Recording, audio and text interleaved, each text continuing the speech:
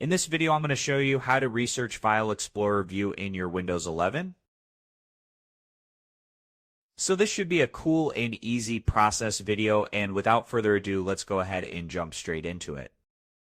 The first thing you need to do is to open up your search menu. Just type in File Explorer. After that, just go ahead, click on Open, which is the first option.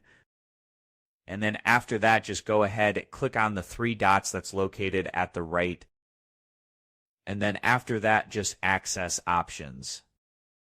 And from here, this window will pop up for you. Just click on View.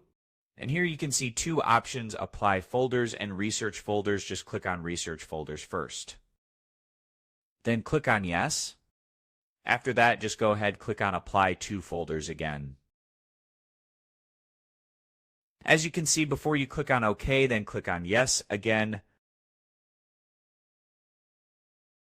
And now all changes have taken place. Just click on OK at the bottom.